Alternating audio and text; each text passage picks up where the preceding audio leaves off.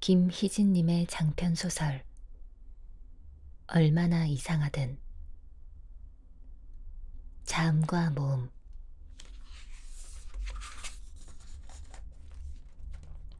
창문 모양을 한 햇빛 그림자가 발끝에 닿았다.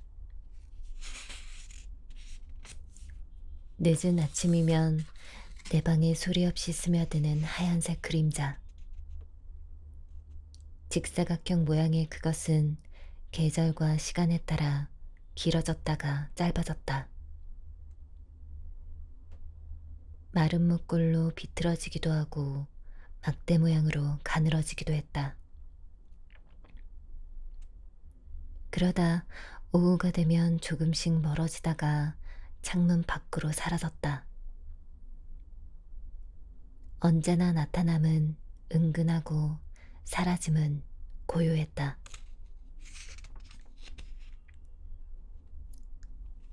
나는 저 햇빛 그림자의 허락없는 방문을 좋아했다. 그것이 10년 전. 2층 집이 지어졌을 당시 이 방을 내 방으로 정한 이유였다. 5개의 방 중 오직 내 방에만 나타나는 햇빛. 그 그림자가 다녀간 후에는 늘 아쉬움이 남아 매일 햇빛 그림자의 방문을 기다렸다.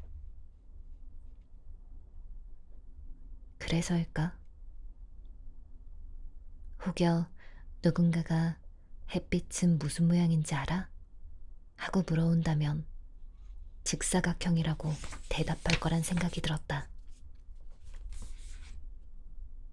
왜냐하면 햇빛은 이 방에서만큼은 매일 직사각형 모양을 하고 있기 때문이다. 그러니까 내 방은 또렷한 자기 정체성을 가진 햇빛이 머무는 곳이었다.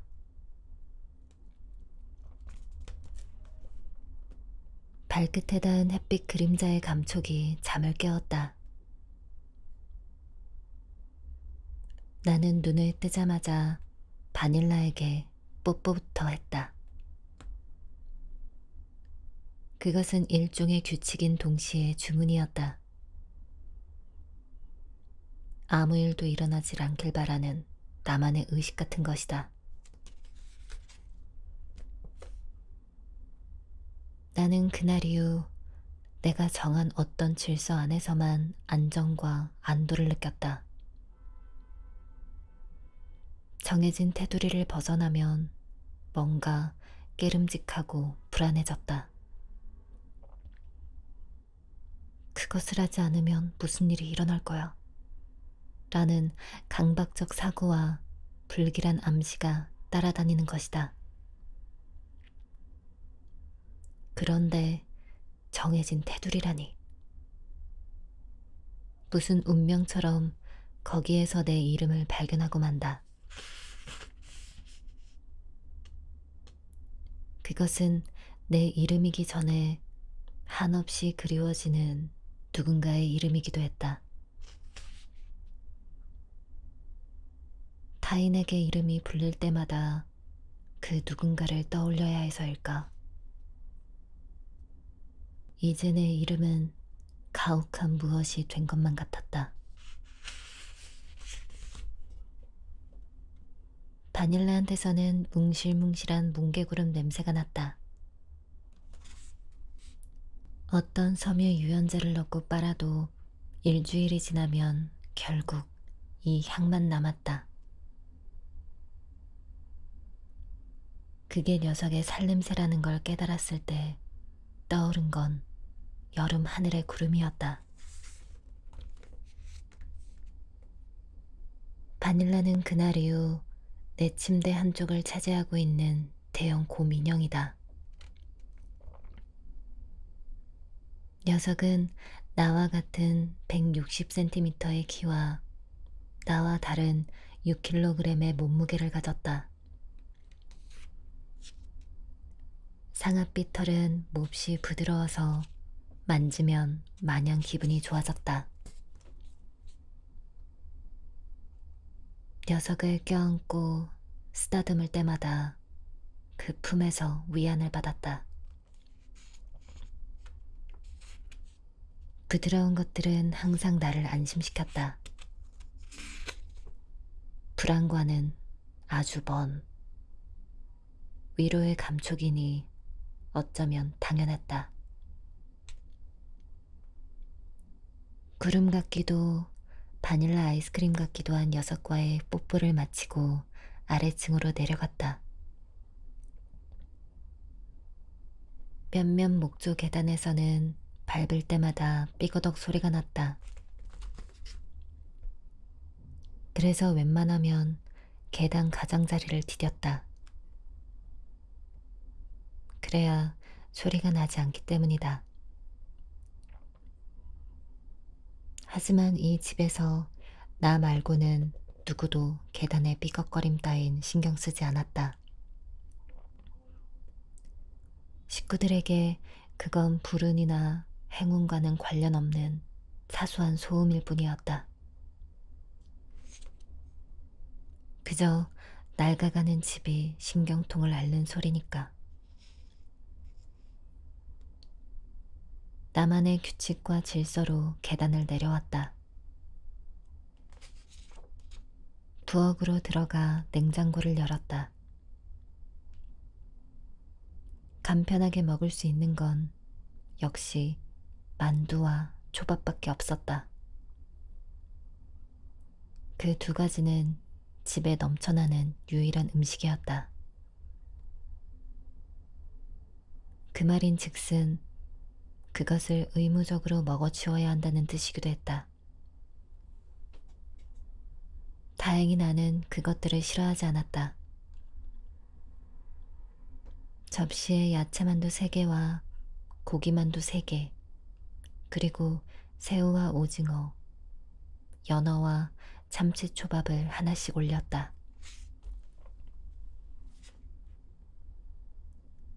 늦은 아침을 챙겨 먹는 이 시간, 집에는 나 혼자뿐이다. 가족은 아침 8시쯤에 모두 출근했다. 성실을 강요하는 시대에 부합하는 가족이었다.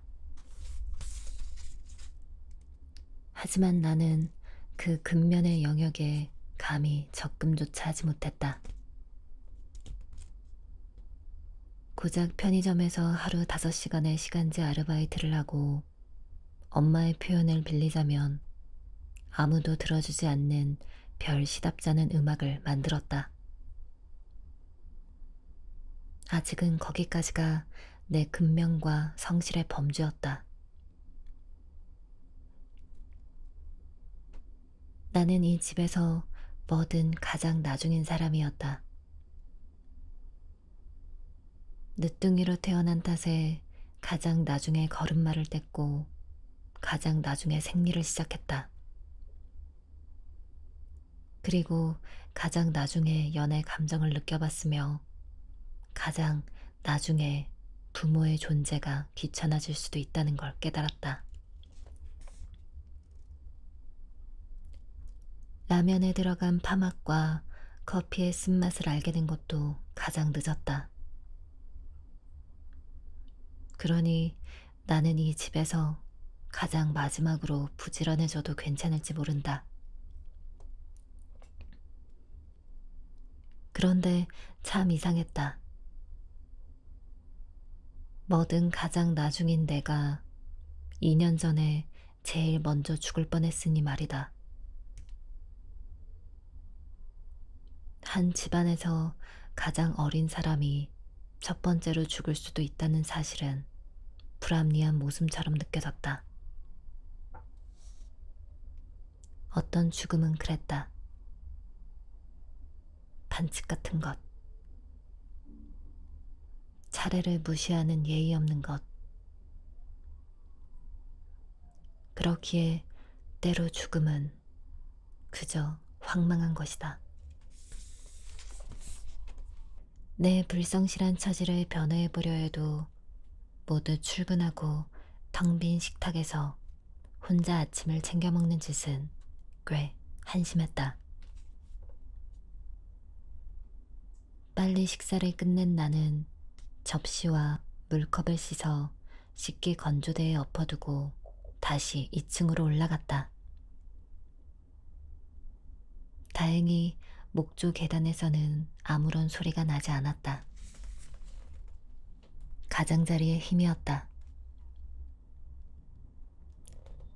욕실로 들어가 양치질과 세수를 했다. 양치질과 세수를 할 때는 꼭 양치질을 먼저 하고 세수를 나중에 해야 했다. 세수를 하고 난 다음에 양치질을 해서는 안 되었다. 그리고 얼굴에 묻은 비누 거품을 씻어낼 경우에는 물을 19번 끼얹어야 했다. 19는 내가 가장 좋아하는 숫자였다. 그보다 많아도 그보다 적어도 안 되었다. 그냥 그래야만 마음이 편해지는 뭔가가 있었다. 그렇게 오늘도 나는 정해진 규칙과 순서에 따라 양치질과 세수를 하고 외출 준비를 끝냈다. 내가 아르바이트를 하는 편의점은 걸어서 20분 거리에 있다. 나는 주로 그 길을 운동 삼아 걸어갔다. 걷기 귀찮은 날에만 자전거를 타는데 오늘이 바로 그날이었다. 집을 나서기 전에 잠깐 2층 창가 앞에 섰다. 커튼 뒤로 몸을 숨기고 베란다 너머를 바라봤다. 맞은편 2층 집에 사는 여자를 훔쳐보기 위해서다. 여자는 종종 이 시간만 되면 거실 창가에 서서 초슬림 담배를 피웠다. 담뱃재는 재떨이 대용으로 둔 빨간색 머그컵에 털어내는데 그런 행동이며 분위기가 꽤 멋있었다. 앞집 여자는 대개 속옷 차림으로 창가에 나타났다.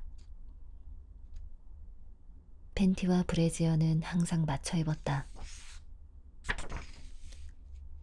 엄마도 그렇고 두 언니도 그렇고 우리 집 여자들은 속옷을 세트로 맞춰 입지 않았다. 내 경우엔 아예 위아래를 한 벌로 사본 적이 없었다. 그런 환경에서 자란 탓일까? 사실 세트로 맞춰 입는 건 잡지 속옷 모델들이나 하는 건 줄 알았다. 그런데 얼마 전에 이사 온 저 여자가 내 고정관념을 깨부쉈다. 세트 속옷 하나로 닮고 싶은 사람이 되어버린 여자. 그런데 속옷뿐만이 아니었다. 엄청나게 예쁜 얼굴과 늘씬하게 잘 빠진 몸매도 내 이상형 그 자체였다. 여자는 예뻤다. 하지만 나는 그렇지 않았다. 못생긴 것까지는 아니라도 내가 예쁘지 않은 건 확실했다. 두 언니들은 고만고만이라도 하지. 나는 그조차도 못 되었다. 그래서 우리 집 여자들은 가끔 나를 못난이라고 불렀다. 그 호칭에 화를 낼 수 없다는 게 더 화가 났다. 그건 그렇고 여자의 직업은 뭘까? 출근이 들쑥날쑥한 걸 보면 회사원은 아니었다.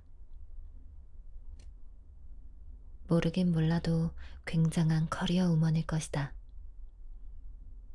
멋진 프리랜서가 분명했다.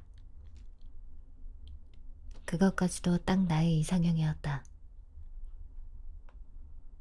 그래서일까? 속옷 차림으로 담배 피우는 여자를 보고 나면 대체로 그날 좋은 일이 생겼다. 그것이 외출하기 전에 앞집 여자를 보려는 이유였다. 그런데 오늘은 담배를 피우고 싶지 않은 모양이다. 더 기다릴 수 없어 나는 그만 창가에서 멀어졌다.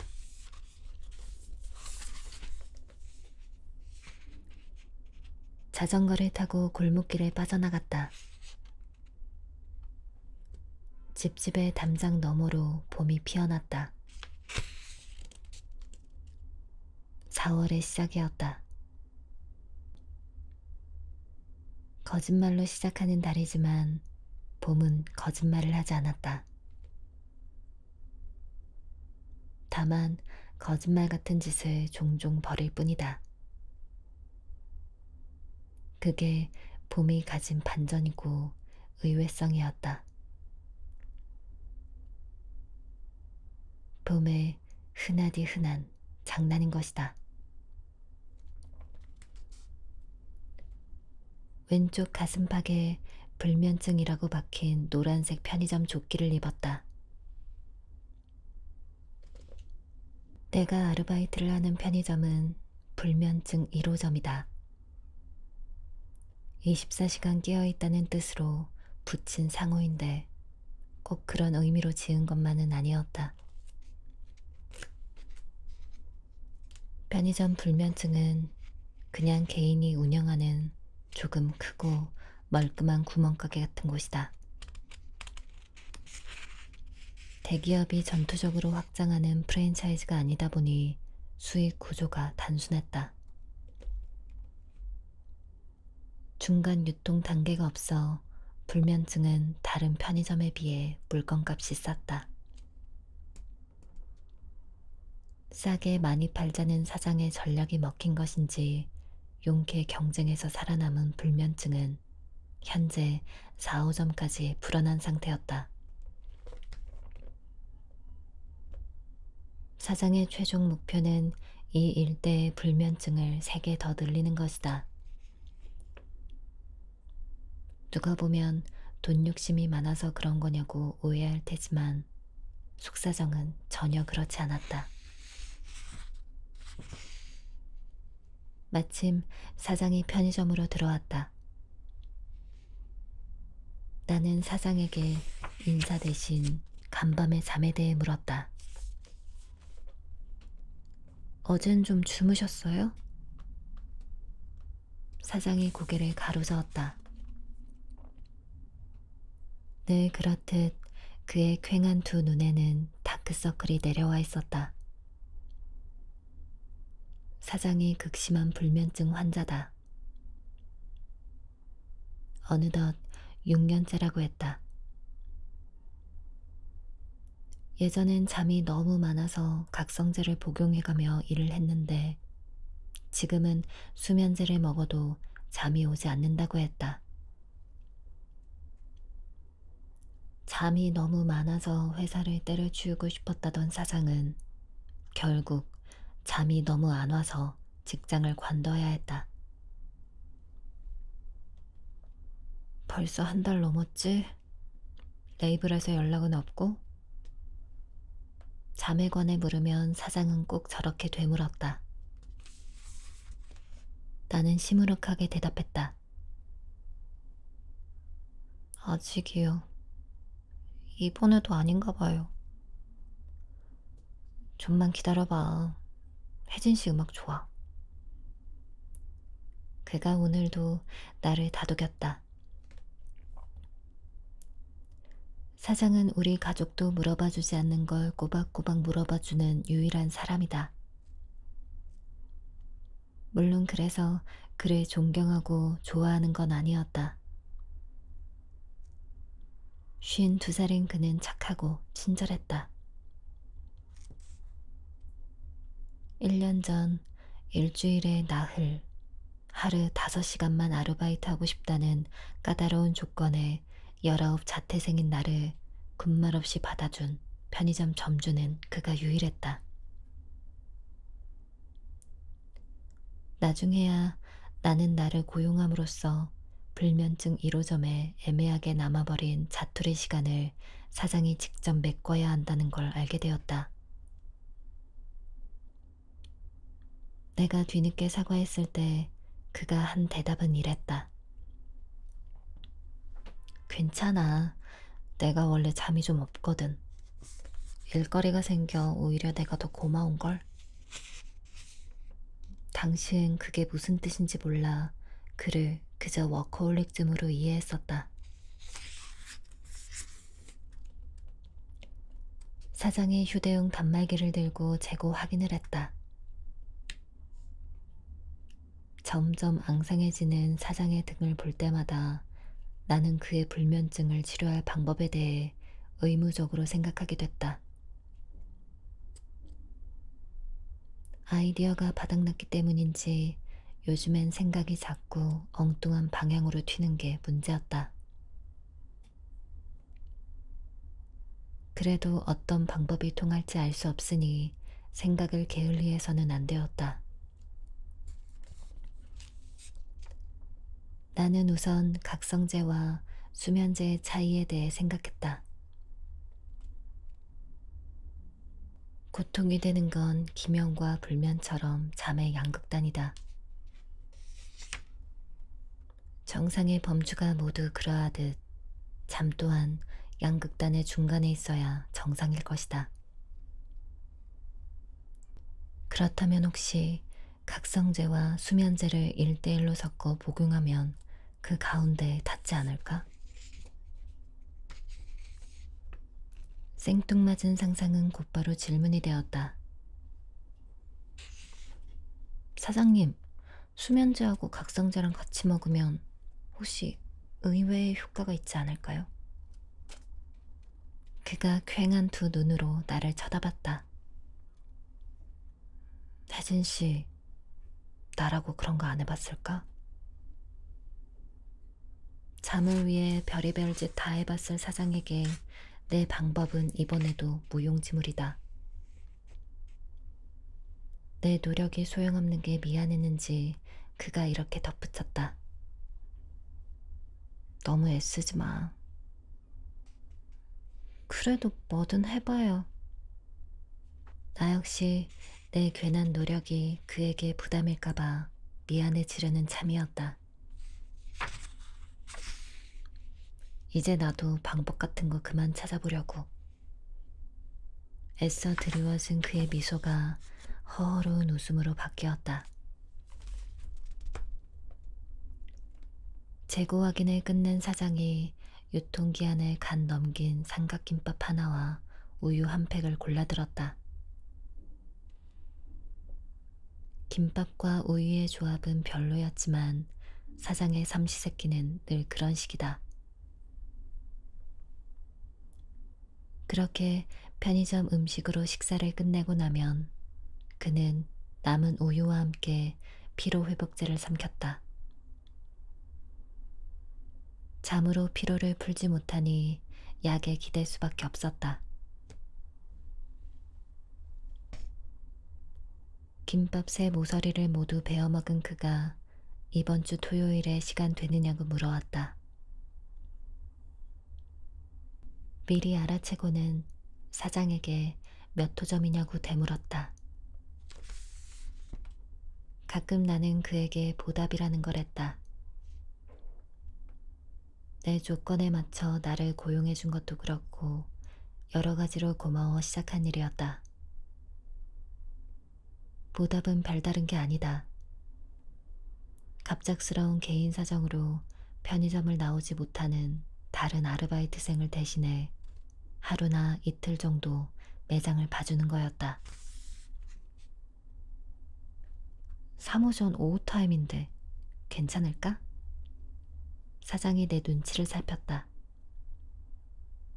나는 눈치 볼 것 없다는 의미로 과장되게 헤헤거리며 대답했다. 사장님, 저 백수인 거 잊었어요? 그가 나를 나무랐다. 백수는 무슨 아티스트지. 아직은 작곡가 지망생에 불과하지만 사장은 이렇게 멋진 말로 나를 불러주곤 했다. 내 미래를 믿어주는 사람이 있다는 건 아티스트란 말 못지않게 근사한 일이었다. 어김없이 남은 우유와 함께 피로회복제를 삼키고 난 사장이 자전거를 타고 멀어져 갔다. 사장은 불면증 4곳을 관리하는 데 자전거를 이용했다. 그렇게 온종일 돌아다니다 자정이 되면 불면증 4호점으로 갔다. 4호점 야간 타임을 직접 뛰기 위해서다. 쉬지 않고 일하면서도 사장에겐 아직 일감이 부족한 듯했다. 그가 편의점을 3개 더 늘리려는 것도 그런 이유였다. 불면의 시간을 몽땅 일로 채우려는 그만의 발버둥인 셈인데 그 속사정을 알 리 없는 몇몇 사람들은 사장을 돈독오른 작자로 오해했다. 하지만 나는 안다. 누가 뭐래도 그의 목적은 일이지 돈이 아니라는 것을. 불면증 때문에 불면증을 늘려야 하는 사장의 남모를 사정은 그래서 더욱 짠하게 느껴졌다.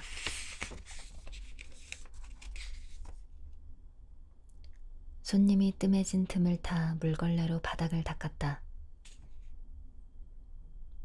곳곳에 눌러붙은 라면 국물과 발자국들이 희미해졌다. 그때 편의점 전화가 울렸다. 계산대로 달려가 발신자를 확인했다.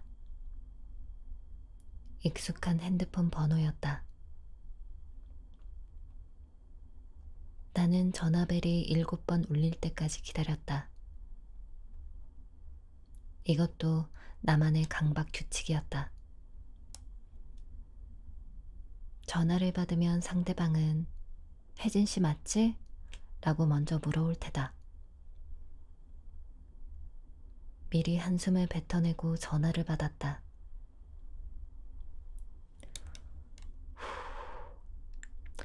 감사합니다. 편의점 불면증입니다. 극작가 백수진이 막 잠에서 깬 듯한 목소리로 물었다. 혜진 씨 맞지? 처음에 그녀는 나를 혜진 학생이라고 불렀다. 학교도 안 다니고 학생도 아니라고 하자 그녀는 곧바로 나를 혜진 씨라고 바꿔 불렀다. 학교를 안 다닌다고 하면 이상하게 어른들은 호칭으로 나를 어른 대접해줬다.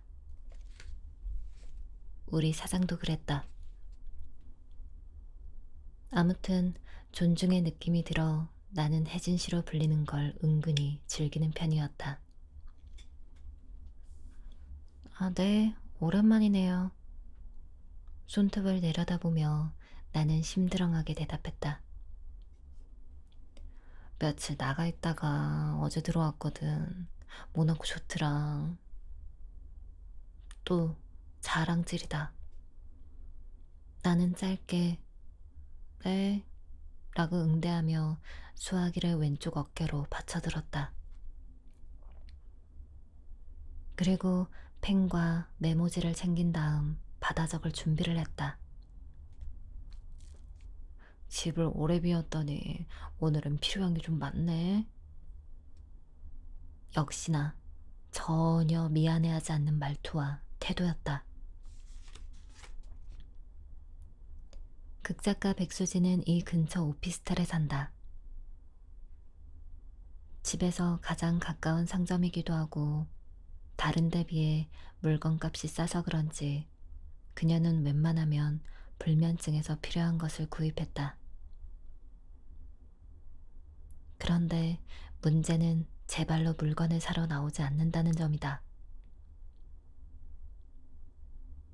그녀의 집으로 처음 배달 갔을 때가 떠올랐다. 그러고 보니 그녀와의 첫 만남도 1년 전인 4월 1일이었다. 다짜고짜 전화해서는 다리를 다쳐 깁스를 내서 그런다며 배달 좀 해달라고 했다.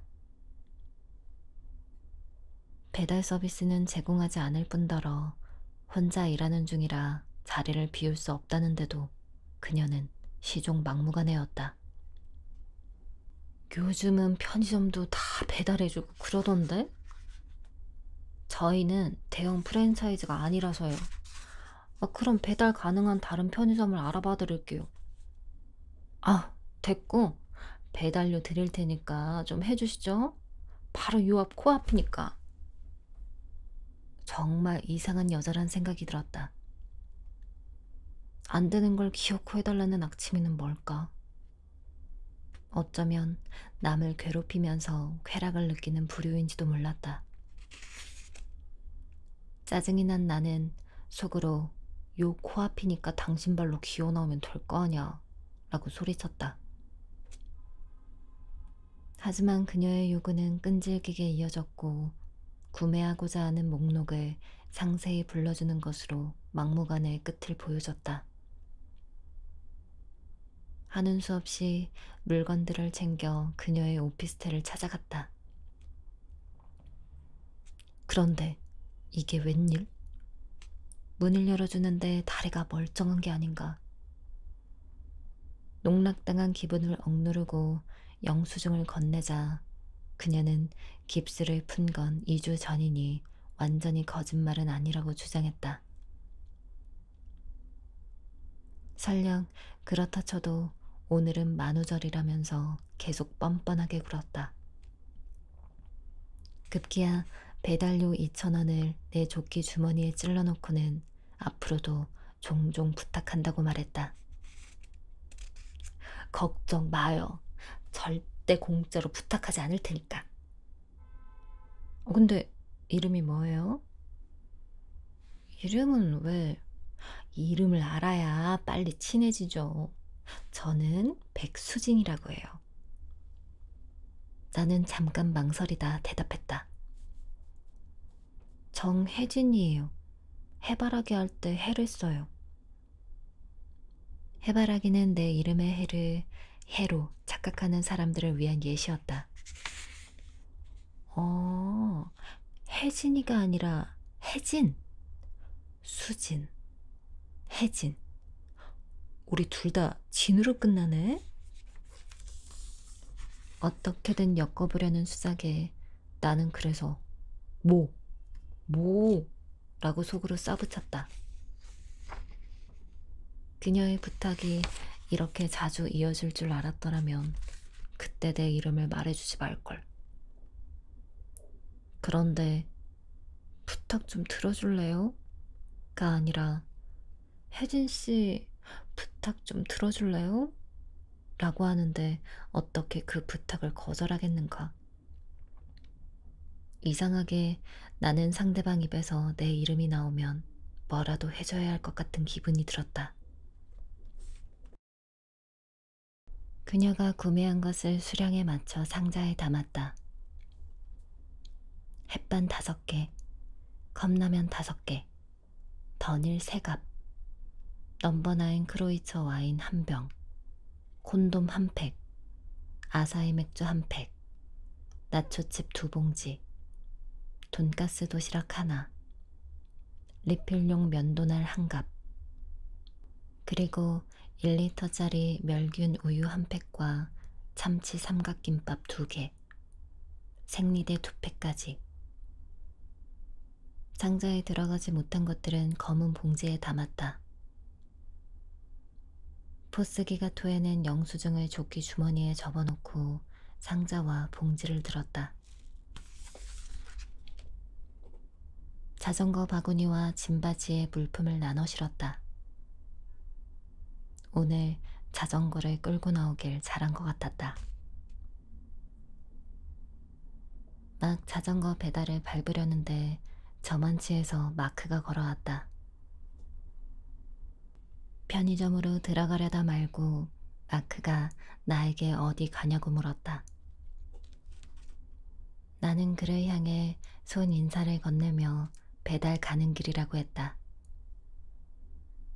잠깐 가게 좀 봐달라는 부탁에 그가 고개를 끄덕이더니 나 컵라면 먹을 거야 라고 했다.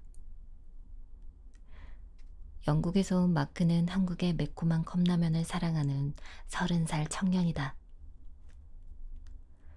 자전거를 굴리며 그에게 말했다.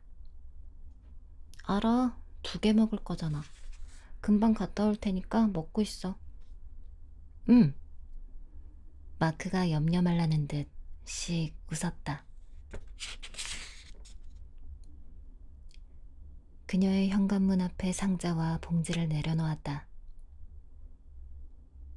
점심때 짜장면과 탕수육을 시켜 먹은 듯 밖에 빈 그릇이 나와 있었다.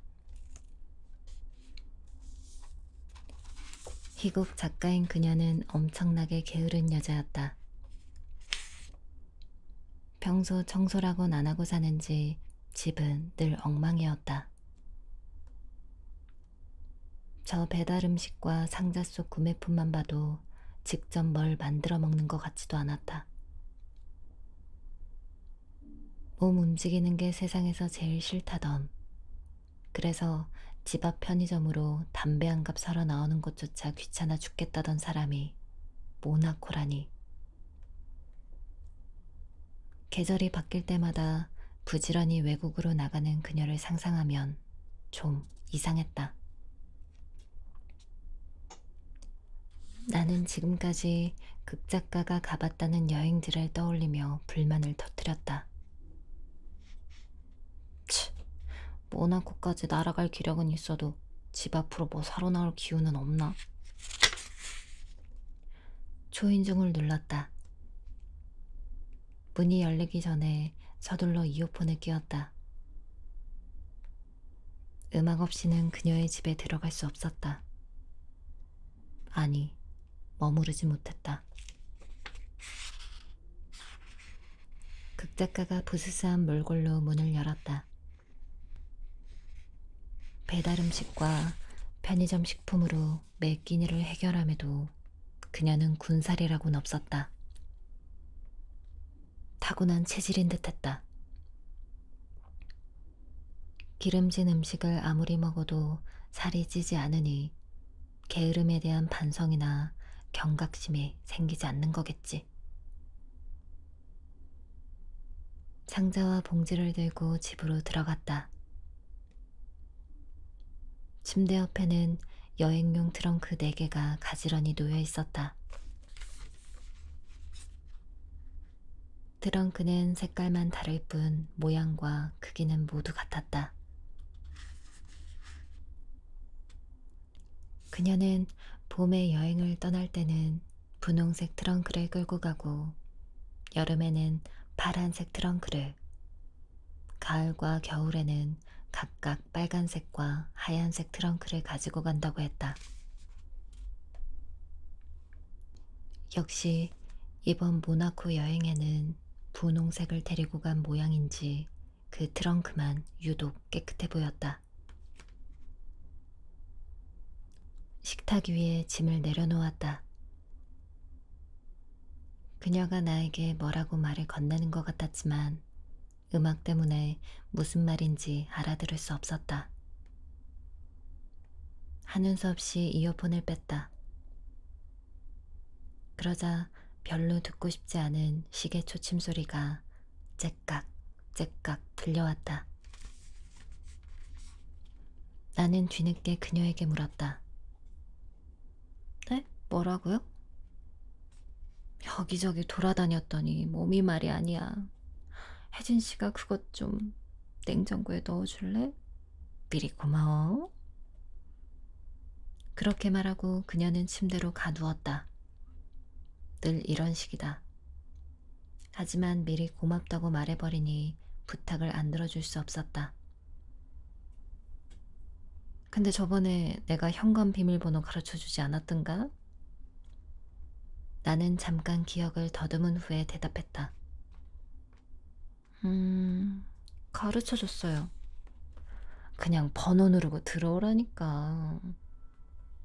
그녀가 졸린 눈으로 나를 힐끔 쏘아봤다. 나 문 열어주는 것도 귀찮은 사람이거든. 그래도 남의 집인데 어떡해. 아, 알았어요. 다음부턴 누르고 들어올게요. 이유 없이 야단 맞은 느낌이라 기분이 좋지 않았다. 냉장고를 열어 와인과 맥주, 도시락과 삼각김밥, 우유를 넣었다. 그리고 문을 닫으려는데 그녀가 콘돔도 냉장고에 넣어달라고 했다. 무슨 상상을 하는지 그녀가 음용스레 웃고는 말했다. 난 차가운 콘돔이 좋더라. 안쪽 깊숙이 넣어. 그래야 더 차가워지거든. 나는 속으로 아예 냉동실에 넣어주지 왜? 라고 투덜대며 입술을 실룩거렸다.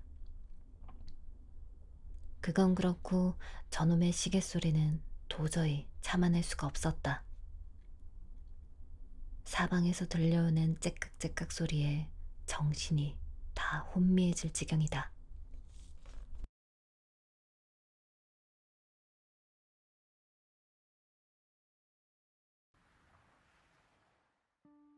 김희진님의 장편소설 얼마나 이상하든. 자음과 모음.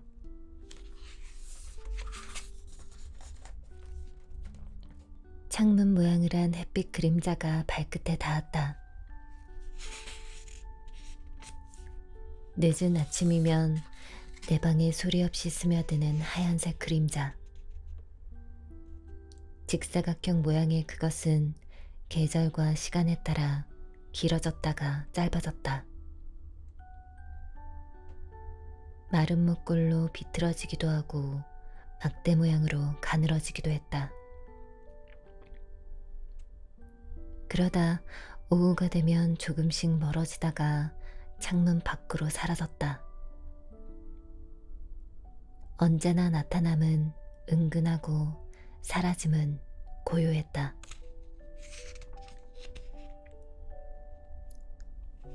나는 저 햇빛 그림자의 허락없는 방문을 좋아했다.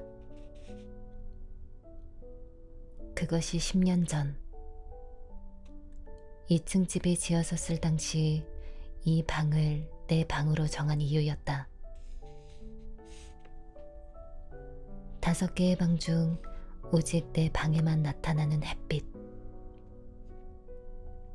그 그림자가 다녀간 후에는 늘 아쉬움이 남아 매일 햇빛 그림자의 방문을 기다렸다. 그래서일까? 혹여 누군가가 햇빛은 무슨 모양인지 알아? 하고 물어온다면 직사각형이라고 대답할 거란 생각이 들었다. 왜냐하면 햇빛은 이 방에서만큼은 매일 직사각형 모양을 하고 있기 때문이다. 그러니까 내 방은 또렷한 자기 정체성을 가진 햇빛이 머무는 곳이었다.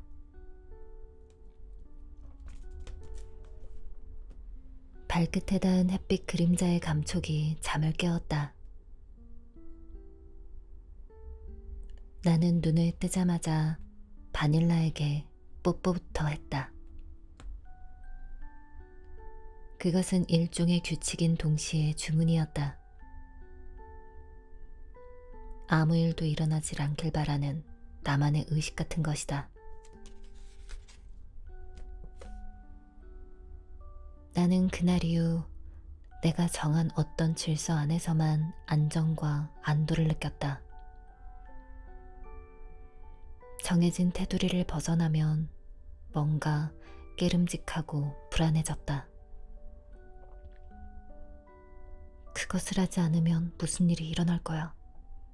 라는 강박적 사고와 불길한 암시가 따라다니는 것이다. 그런데 정해진 테두리라니. 무슨 운명처럼 거기에서 내 이름을 발견하고 만다. 그것은 내 이름이기 전에 한없이 그리워지는 누군가의 이름이기도 했다. 타인에게 이름이 불릴 때마다 그 누군가를 떠올려야 해서일까? 이제 내 이름은 가혹한 무엇이 된 것만 같았다. 바닐라한테서는 뭉실뭉실한 뭉게구름 냄새가 났다. 어떤 섬유 유연제를 넣고 빨아도 일주일이 지나면 결국 이 향만 남았다. 그게 녀석의 살냄새라는 걸 깨달았을 때 떠오른 건 여름 하늘의 구름이었다. 바닐라는 그날 이후 내 침대 한쪽을 차지하고 있는 대형 곰인형이다. 녀석은 나와 같은 160cm의 키와 나와 다른 6kg의 몸무게를 가졌다. 상아빛 털은 몹시 부드러워서 만지면 마냥 기분이 좋아졌다. 녀석을 껴안고 쓰다듬을 때마다 그 품에서 위안을 받았다. 부드러운 것들은 항상 나를 안심시켰다. 불안과는 아주 먼 위로의 감촉이니 어쩌면 당연했다. 구름 같기도 바닐라 아이스크림 같기도 한 녀석과의 뽀뽀를 마치고 아래층으로 내려갔다. 몇몇 목조 계단에서는 밟을 때마다 삐거덕 소리가 났다. 그래서 웬만하면 계단 가장자리를 디뎠다. 그래야 소리가 나지 않기 때문이다. 하지만 이 집에서 나 말고는 누구도 계단의 삐걱거림 따윈 신경 쓰지 않았다. 식구들에게 그건 불운이나 행운과는 관련 없는 사소한 소음일 뿐이었다. 그저 낡아가는 집이 신경통을 앓는 소리니까. 나만의 규칙과 질서로 계단을 내려왔다. 부엌으로 들어가 냉장고를 열었다. 간편하게 먹을 수 있는 건 역시 만두와 초밥밖에 없었다. 그 두 가지는 집에 넘쳐나는 유일한 음식이었다. 그 말인 즉슨 그것을 의무적으로 먹어치워야 한다는 뜻이기도 했다. 다행히 나는 그것들을 싫어하지 않았다. 접시에 야채만두 3개와 고기만두 3개, 그리고 새우와 오징어, 연어와 참치초밥을 하나씩 올렸다.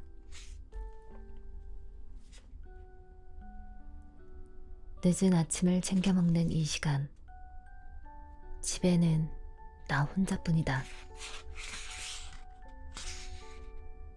가족은 아침 8시쯤에 모두 출근했다. 성실을 강요하는 시대에 부합하는 가족이었다. 하지만 나는 그 근면의 영역에 감히 접근조차 하지 못했다. 고작 편의점에서 하루 5시간의 시간제 아르바이트를 하고 엄마의 표현을 빌리자면 아무도 들어주지 않는 별 시답잖은 음악을 만들었다. 아직은 거기까지가 내 근면과 성실의 범주였다.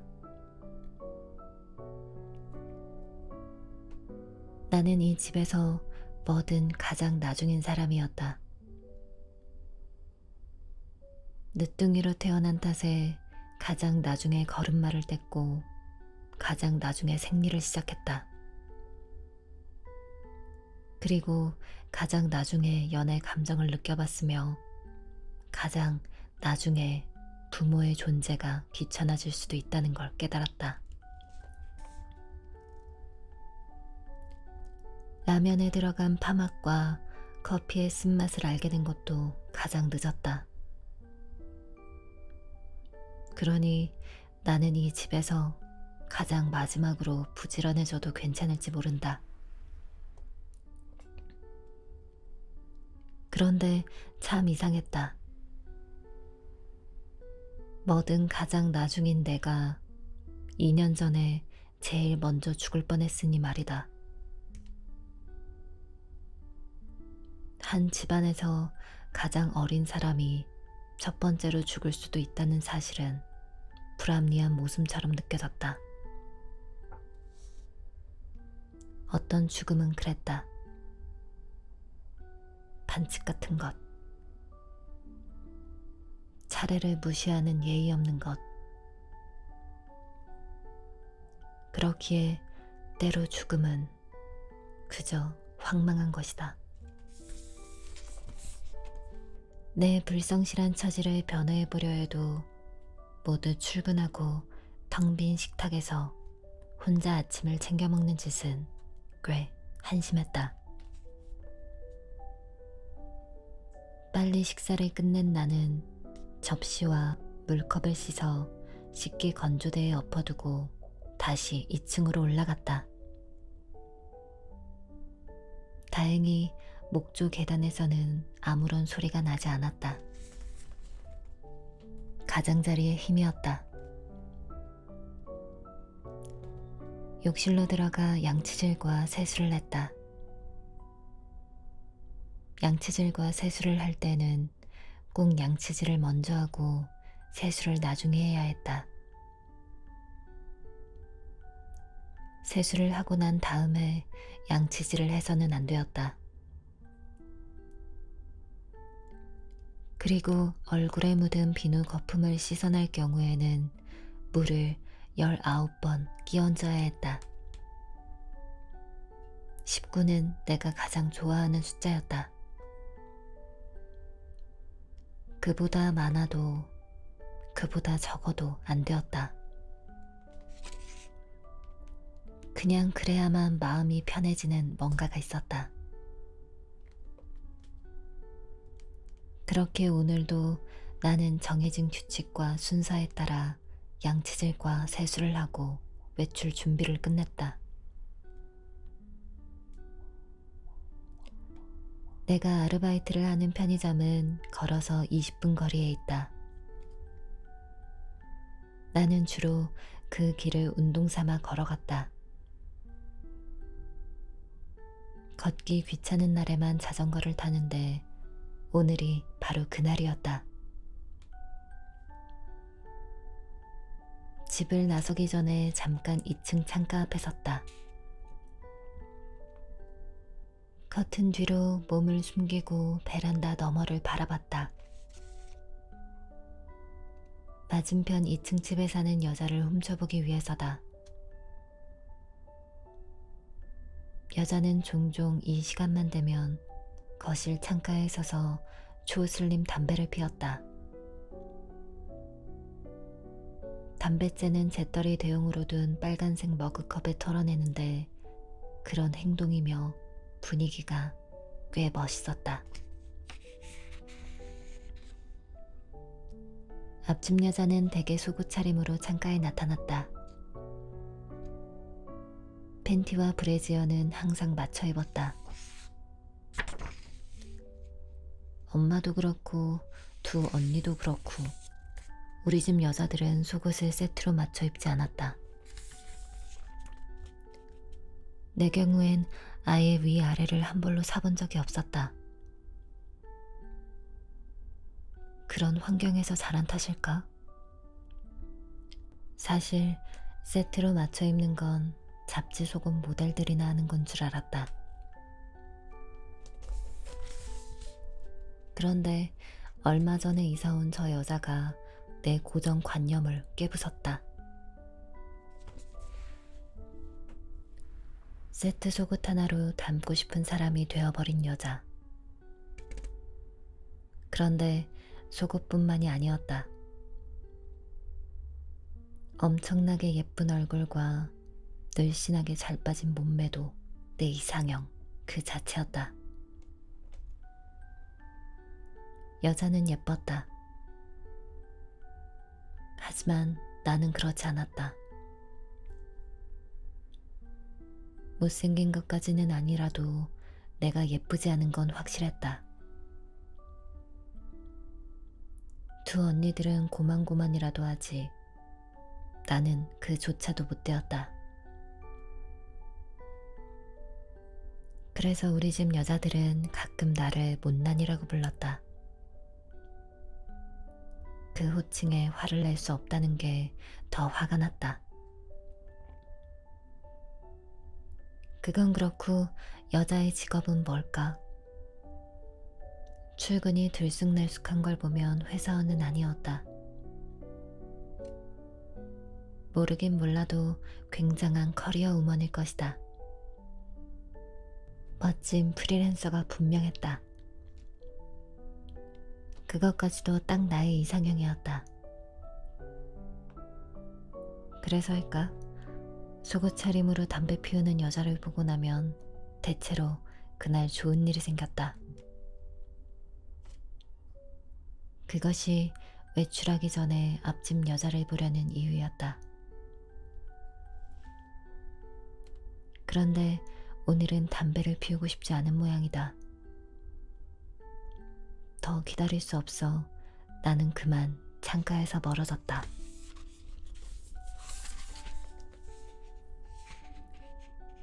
자전거를 타고 골목길에 빠져나갔다. 집집의 담장 너머로 봄이 피어났다. 4월의 시작이었다. 거짓말로 시작하는 달이지만 봄은 거짓말을 하지 않았다. 다만 거짓말 같은 짓을 종종 벌일 뿐이다. 그게 봄이 가진 반전이고 의외성이었다. 봄의 흔하디 흔한 장난인 것이다. 왼쪽 가슴팍에 불면증이라고 박힌 노란색 편의점 조끼를 입었다. 내가 아르바이트를 하는 편의점은 불면증 1호점이다. 24시간 깨어있다는 뜻으로 붙인 상호인데 꼭 그런 의미로 지은 것만은 아니었다. 편의점 불면증은 그냥 개인이 운영하는 조금 크고 멀끔한 구멍가게 같은 곳이다. 대기업이 전투적으로 확장하는 프랜차이즈가 아니다 보니 수익 구조가 단순했다. 중간 유통 단계가 없어 불면증은 다른 편의점에 비해 물건값이 쌌다. 싸게 많이 팔자는 사장의 전략이 먹힌 것인지 용케 경쟁에서 살아남은 불면증은 현재 4, 5점까지 불어난 상태였다. 사장의 최종 목표는 이 일대의 불면증을 3개 더 늘리는 것이다. 누가 보면 돈 욕심이 많아서 그런 거냐고 오해할 테지만 속사정은 전혀 그렇지 않았다. 마침 사장이 편의점으로 들어왔다. 나는 사장에게 인사 대신 간밤의 잠에 대해 물었다.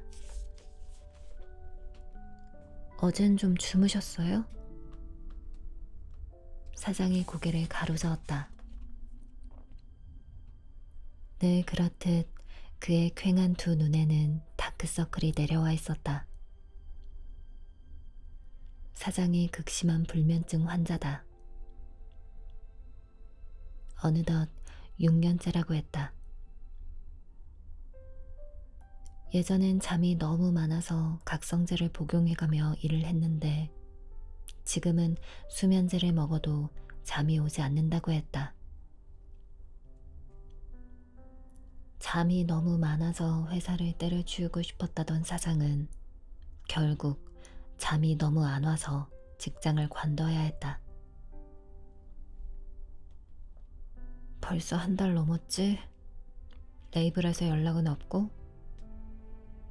잠에 관해 물으면 사장은 꼭 저렇게 되물었다. 나는 시무룩하게 대답했다. 아직이요. 이번에도 아닌가 봐요. 좀만 기다려봐. 혜진 씨 음악 좋아. 그가 오늘도 나를 다독였다. 사장은 우리 가족도 물어봐주지 않는 걸 꼬박꼬박 물어봐주는 유일한 사람이다. 물론 그래서 그를 존경하고 좋아하는 건 아니었다. 52살인 그는 착하고 친절했다. 1년 전 일주일에 나흘, 하루 5시간만 아르바이트하고 싶다는 까다로운 조건에 19 자퇴생인 나를 군말 없이 받아준 편의점 점주는 그가 유일했다. 나중에야 나는 나를 고용함으로써 불면증 1호점에 애매하게 남아버린 자투리 시간을 사장이 직접 메꿔야 한다는 걸 알게 되었다. 내가 뒤늦게 사과했을 때 그가 한 대답은 이랬다. 괜찮아. 내가 원래 잠이 좀 없거든. 일거리가 생겨 오히려 내가 더 고마운걸? 당시엔 그게 무슨 뜻인지 몰라 그를 그저 워커홀릭쯤으로 이해했었다. 사장이 휴대용 단말기를 들고 재고 확인을 했다. 점점 앙상해지는 사장의 등을 볼 때마다 나는 그의 불면증을 치료할 방법에 대해 의무적으로 생각하게 됐다. 아이디어가 바닥났기 때문인지 요즘엔 생각이 자꾸 엉뚱한 방향으로 튀는 게 문제였다. 그래도 어떤 방법이 통할지 알 수 없으니 생각을 게을리해서는 안 되었다. 나는 우선 각성제와 수면제의 차이에 대해 생각했다. 고통이 되는 건 기면과 불면처럼 잠의 양극단이다. 정상의 범주가 모두 그러하듯 잠 또한 양극단의 중간에 있어야 정상일 것이다. 그렇다면 혹시 각성제와 수면제를 1:1로 섞어 복용하면 그 가운데에 닿지 않을까? 생뚱맞은 상상은 곧바로 질문이 되었다. 사장님, 수면제하고 각성제랑 같이 먹으면 혹시 의외의 효과가 있지 않을까요? 그가 퀭한 두 눈으로 나를 쳐다봤다. 혜진 씨, 나라고 그런 거 안 해봤을까? 잠을 위해 별의별 짓 다 해봤을 사장에게 내 방법은 이번에도 무용지물이다. 내 노력이 소용없는 게 미안했는지 그가 이렇게 덧붙였다. 너무 애쓰지 마. 그래도 뭐든 해봐요. 나 역시 내 괜한 노력이 그에게 부담일까봐 미안해지려는 참이었다. 이제 나도 방법 같은 거 그만 찾아보려고. 애써 드리워진 그의 미소가 허허로운 웃음으로 바뀌었다. 재고 확인을 끝낸 사장이 유통기한을 간 넘긴 삼각김밥 하나와 우유 한 팩을 골라들었다. 김밥과 우유의 조합은 별로였지만 사장의 삼시세끼는 늘 그런 식이다. 그렇게 편의점 음식으로 식사를 끝내고 나면 그는 남은 우유와 함께 피로회복제를 삼켰다. 잠으로 피로를 풀지 못하니 약에 기댈 수밖에 없었다. 김밥 3모서리를 모두 베어먹은 그가 이번 주 토요일에 시간 되느냐고 물어왔다. 미리 알아채고는 사장에게 몇 호점이냐고 되물었다. 가끔 나는 그에게 보답이라는 걸 했다. 내 조건에 맞춰 나를 고용해 준 것도 그렇고 여러 가지로 고마워 시작한 일이었다. 보답은 별다른 게 아니다. 갑작스러운 개인 사정으로 편의점을 나오지 못하는 다른 아르바이트생을 대신해 하루나 이틀 정도 매장을 봐주는 거였다. 3호 전 오후 타임인데 괜찮을까? 사장이 내 눈치를 살폈다. 나는 눈치 볼 것 없다는 의미로 과장되게 헤헤거리며 대답했다. 사장님, 저 백수인 거 잊었어요? 그가 나를 나무랐다. 백수는 무슨 아티스트지. 아직은 작곡가 지망생에 불과하지만 사장은 이렇게 멋진 말로 나를 불러주곤 했다. 내 미래를 믿어주는 사람이 있다는 건 아티스트란 말 못지않게 근사한 일이었다. 어김없이 남은 우유와 함께 피로회복제를 삼키고 난 사장이 자전거를 타고 멀어져 갔다. 사장은 불면증 4곳을 관리하는 데 자전거를 이용했다. 그렇게 온종일 돌아다니다 자정이 되면 불면증 4호점으로 갔다. 4호점 야간 타임을 직접 뛰기 위해서다. 쉬지 않고 일하면서도 사장에겐 아직 일감이 부족한 듯했다. 그가 편의점을 3개 더 늘리려는 것도 그런 이유였다. 불면의 시간을 몽땅 일로 채우려는 그만의 발버둥인 셈인데 그 속사정을 알 리 없는 몇몇 사람들은 사장을 돈독오른 작자로 오해했다. 하지만 나는 안다. 누가 뭐래도 그의 목적은 일이지 돈이 아니라는 것을.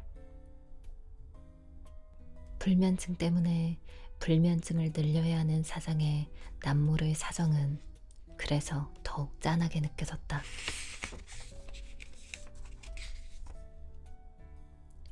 손님이 뜸해진 틈을 타 물걸레로 바닥을 닦았다.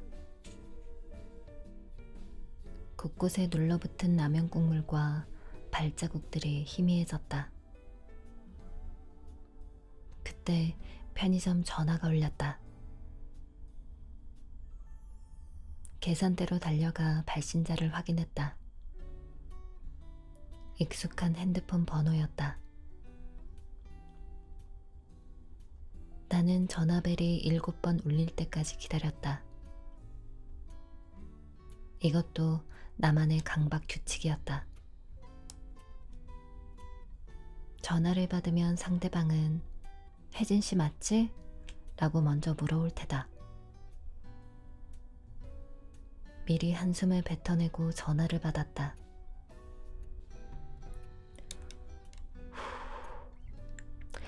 감사합니다. 편의점 불면증입니다. 극작가 백수진이 막 잠에서 깬 듯한 목소리로 물었다. 혜진 씨 맞지? 처음에 그녀는 나를 혜진 학생이라고 불렀다. 학교도 안 다니고 학생도 아니라고 하자 그녀는 곧바로 나를 혜진 씨라고 바꿔 불렀다. 학교를 안 다닌다고 하면 이상하게 어른들은 호칭으로 나를 어른 대접해줬다. 우리 사장도 그랬다. 아무튼 존중의 느낌이 들어 나는 혜진 씨로 불리는 걸 은근히 즐기는 편이었다. 아, 네, 오랜만이네요. 손톱을 내려다보며 나는 심드렁하게 대답했다. 며칠 나가 있다가 어제 들어왔거든.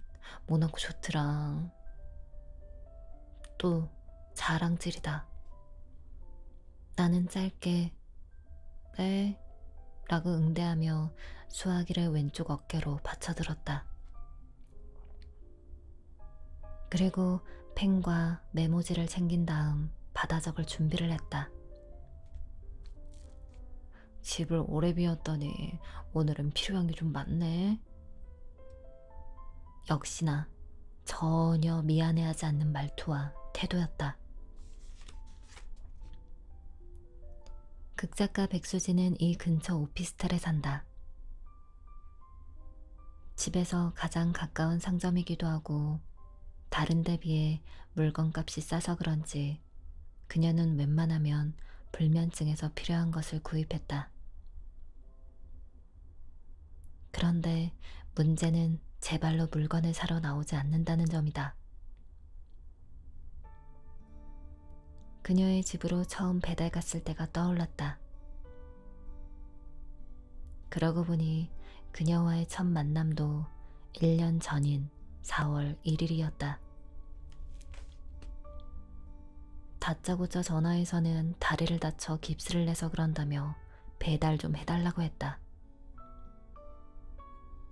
배달 서비스는 제공하지 않을 뿐더러 혼자 일하는 중이라 자리를 비울 수 없다는데도 그녀는 시종 막무가내였다. 요즘은 편의점도 다 배달해주고 그러던데? 저희는 대형 프랜차이즈가 아니라서요. 그럼 배달 가능한 다른 편의점을 알아봐 드릴게요. 됐고 배달료 드릴 테니까 좀 해주시죠. 바로 요 앞 코앞이니까.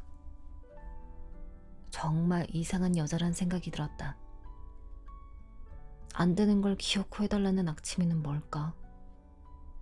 어쩌면 남을 괴롭히면서 쾌락을 느끼는 부류인지도 몰랐다. 짜증이 난 나는 속으로 요 코앞이니까 당신 발로 기어 나오면 될 거 아냐 라고 소리쳤다. 하지만 그녀의 요구는 끈질기게 이어졌고 구매하고자 하는 목록을 상세히 불러주는 것으로 막무가내 끝을 보여줬다. 하는 수 없이 물건들을 챙겨 그녀의 오피스텔을 찾아갔다. 그런데 이게 웬일? 문을 열어주는데 다리가 멀쩡한 게 아닌가. 농락당한 기분을 억누르고 영수증을 건네자 그녀는 깁스를 푼 건 2주 전이니 완전히 거짓말은 아니라고 주장했다. 설령 그렇다 쳐도 오늘은 만우절이라면서 계속 뻔뻔하게 굴었다. 급기야 배달료 2,000원을 내 조끼 주머니에 찔러놓고는 앞으로도 종종 부탁한다고 말했다. 걱정 마요. 절대 공짜로 부탁하지 않을 테니까. 근데 이름이 뭐예요? 이름은 왜? 이름을 알아야 빨리 친해지죠. 저는 백수진이라고 해요. 나는 잠깐 망설이다 대답했다. 정혜진이에요. 해바라기 할 때 해를 써요. 해바라기는 내 이름의 해를 해로 착각하는 사람들을 위한 예시였다. 혜진이가 아니라 혜진, 수진, 혜진. 우리 둘 다 진으로 끝나네? 어떻게든 엮어보려는 수작에 나는 그래서 뭐 라고 속으로 싸붙였다. 그녀의 부탁이 이렇게 자주 이어질 줄 알았더라면 그때 내 이름을 말해주지 말걸. 그런데 부탁 좀 들어줄래요? 가 아니라 혜진씨 부탁 좀 들어줄래요? 라고 하는데 어떻게 그 부탁을 거절하겠는가? 이상하게 나는 상대방 입에서 내 이름이 나오면 뭐라도 해줘야 할 것 같은 기분이 들었다. 그녀가 구매한 것을 수량에 맞춰 상자에 담았다.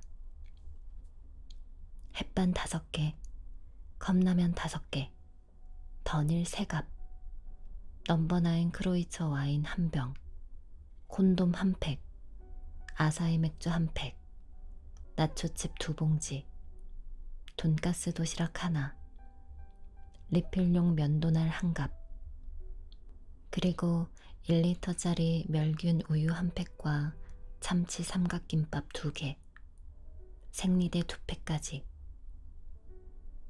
상자에 들어가지 못한 것들은 검은 봉지에 담았다.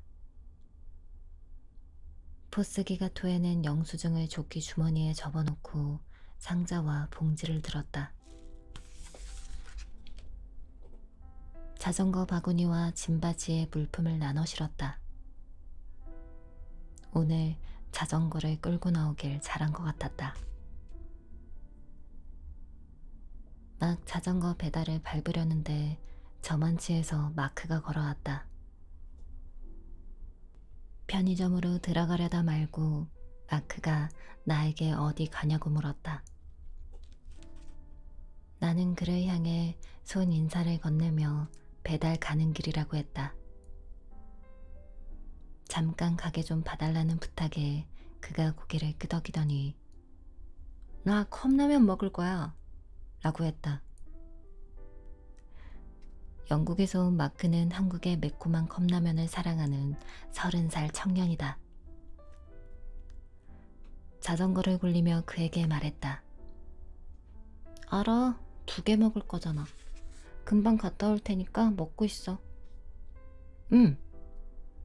마크가 염려 말라는 듯 씩 웃었다. 그녀의 현관문 앞에 상자와 봉지를 내려놓았다.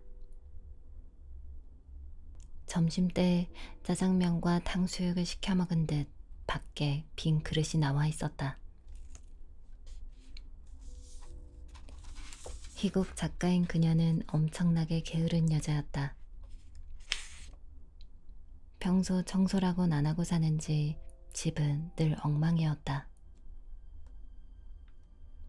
저 배달 음식과 상자 속 구매품만 봐도 직접 뭘 만들어 먹는 것 같지도 않았다.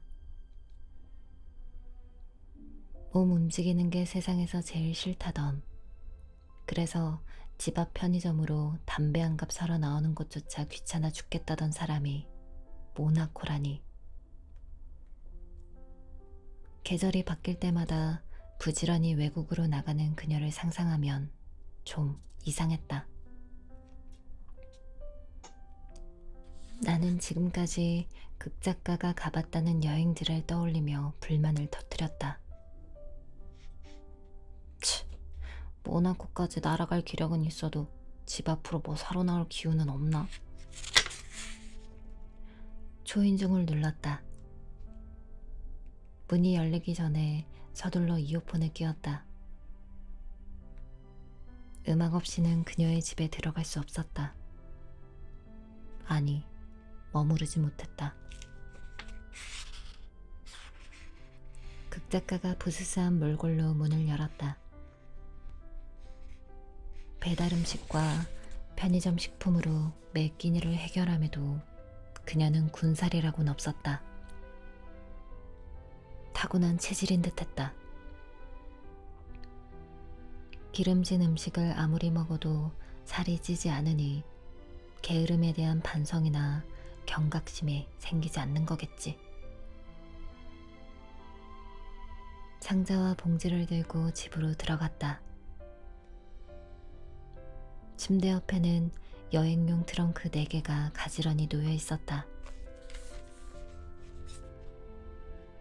트렁크는 색깔만 다를 뿐 모양과 크기는 모두 같았다.